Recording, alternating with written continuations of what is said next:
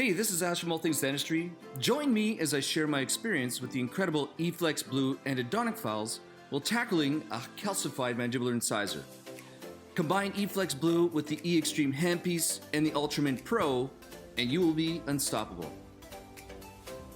I'll start each case with a reproducible glide path using a number 10 hand file. Next up is the 1504. The E-FLEX Blue is a heat-treated, triangular-shaped file, giving it the best of both strength and flexibility. Its variable pitched flutes prevent it from screwing into dentin, giving it a super smooth and predictable feeling during preparation. The E-FLEX Blue is a great all-around file system that you can use to tackle pretty much every canal out there.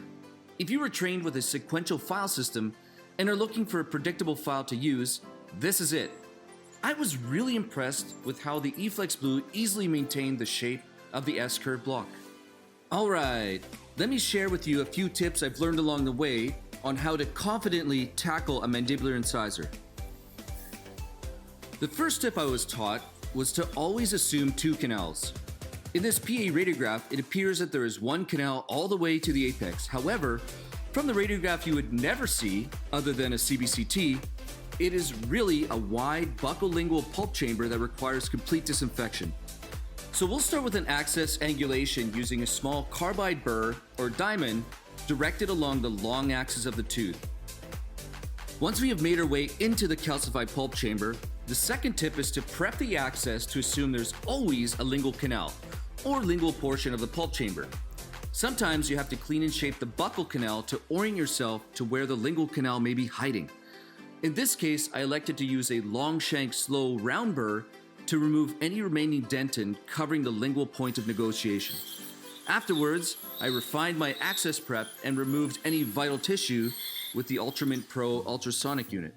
This canal was pretty constricted, so I had to use small hand files to scout the coronal 2/3 before opening it with a 1504. Handle flutter is something I learned from Dr. Ruddle, and it indicates at a flick of a file that you're in a canal.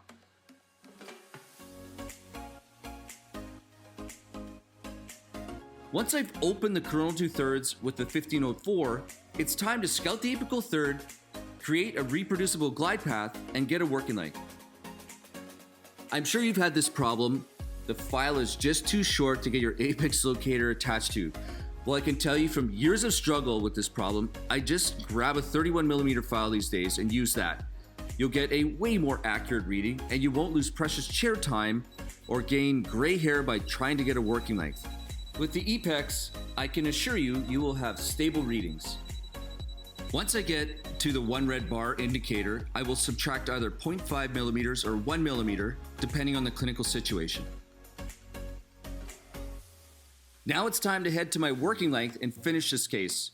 I will take the 1504 up to the 3504 to adequately clean and shape this mandibular incisor.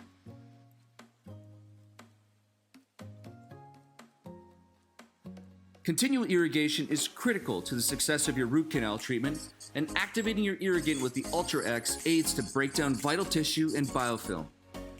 Here's a cool trick I learned years ago to figure out if my canals are confluent. You can do this as long as one of the canals are shaped so you can get a gutta-percha point to length. So you place your cone in the prepared canal and take a minimum of a number 15 file in the suspected canal. Place the file to length, or as close as you can get, and as you remove the gutta-percha cone, see if it's scored or completely pierced.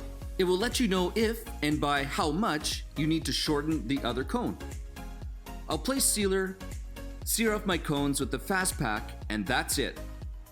You know, the E-FLEX files are truly a technological advancement that make even the most challenging canals predictable and efficient. I've been changed for life.